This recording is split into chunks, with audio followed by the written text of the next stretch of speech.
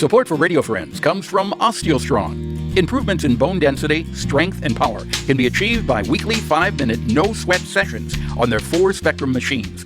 These isometric robotic machines safely emulate high-impact loading on different parts of the skeletal system, which stimulates activity in bone-building cells. Balance and agility can be improved by 2-minute sessions on vibration plates. Every session is supervised by a trained coach. Learn more on Facebook or call to set up a complimentary wellness assessment and session.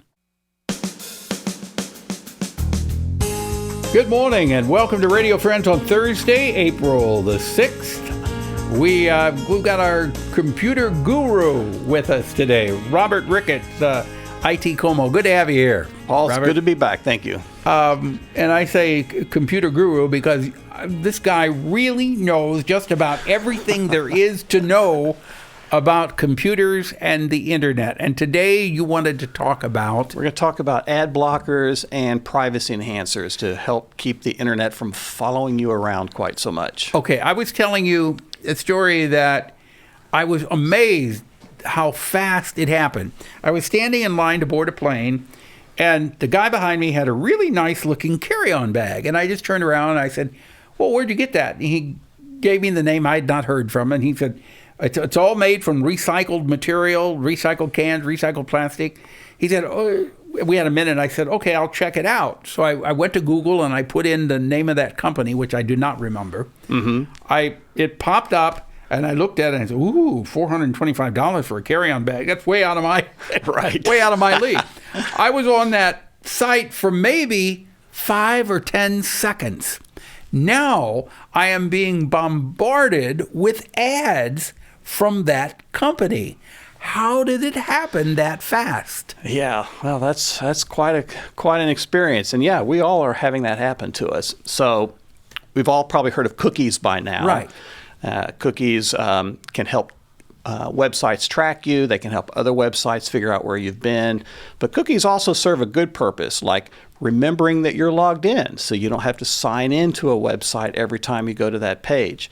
And really, cookies are sort of the old school way of performing tracking now. There's other tracking methods that are a little bit more effective and provide better data to the companies that want to do the tracking. Now, is all of that legal? Oh, yeah, sure. Yeah. So once you visit a website, they know that you've been there and you're interested in something that they have. That's right. And they will send you ads continuously. Depending on the site. In your case, it's probably the Google search that did you in. Google obviously remembers every search that you perform. And that's not always a bad thing because when people search for things, that little autocomplete list that sort of fills in as you're searching, that's how Google can kind of gets an idea of what you might be interested in. But the specifics of it, where that luggage ad was following you around. So in that case, the company that made that piece of luggage has paid Google a certain amount of money to send them qualified leads. And what's more qualified than somebody searching for that item? But other types of tracking can get you as well. So when you visit really any web page, there are many, many metric trackers. And these are things you don't see and you can't really help. But what that does is record IP addresses and regions and other things about the people that visit that site. And advertisers love that because it gives them a targeted audience where they can more narrowly tailor their ads. Sometimes when you visit a site, you'll see those little icons for Facebook, Twitter, TikTok, Instagram, and various other social media plugins that are part of that website. They're just little icons. And they put those there because maybe that website is interesting and you want to share that with somebody. So you can click that icon and it will send a link to whoever you shared it with. Well, they also track that. They know that you did that. So not only are you targeted more, but even the person that you shared it with.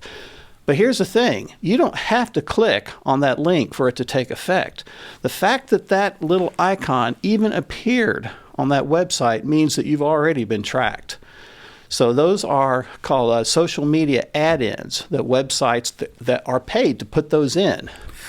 Are there any things you can do? Is there anything you can do to keep from being tracked? Well, 100% probably not, but you can certainly cut down on the amount of tracking and certainly cut down on the advertising that you see when you're visiting web pages. I mean, I use various blockers and I really don't see any ads. So for the web browser, and that would be programs like Chrome, which most people are using, probably Safari on the iOS or Mac platform, Apple computers. And then there's other browsers like Firefox, etc. But you can install plugins. And the one I recommend is called uBlock Origin. And there's a lot of others, but this is a pretty decent ad blocker. And it's a multi-talented add-on. So it reduces the advertising you see. It reduces the amount of background tracking that's happening that you don't see, except that maybe you don't see so many relevant ads popping up. And overall is a privacy enhancer. I mean, it's like, it's a pretty valuable add-in to have. I wouldn't use the internet without it. So it's not really all bad that you get some of those ads because you may be interested. That's right. It's not all bad, but I think most people would like to have the discretion of saying, yes, I'm interested in getting some information, or no, don't bother me. Well, it's not an all or nothing. You can adjust the settings on this app. Maybe you don't mind seeing some ads, but it's those trackers that you want to get rid of, and you can do that as well. Okay, here's another thing that I noticed, and I get this from Google every month. It'll say, show me exactly where I have been, every place that I've visited. How is Google doing that? Well, when you search Google, or Bing or other search engines, they keep track of the things that you search. No, I don't mean sites that I've been to. I mean locations where I've traveled. Oh, I see. GPS coordinates. Yes, it'll tell me exactly. I went from my home to Columbia to what store I went to in Columbia. Well, that's the thing with cell phones. We're carrying a little GPS receiver with us all the time. Yes, and it's tracking us every place we go. And it knows that you went to the airport. It knows you got on the plane and you traveled from point A to point B by air and then picked up a car. You can mostly disable that. Most apps on a phone need to request permission to track your location. That can be turned off. But if you turn that off, are you not turning off your phone's ability to find you to receive a call? No. That's all in the cellular network. That you could never turn off. And to that point, that is a type of tracking that you cannot disable. Is your cellular? That's right. It has to know where you are to complete a call, and be sure the cellular companies sell that data.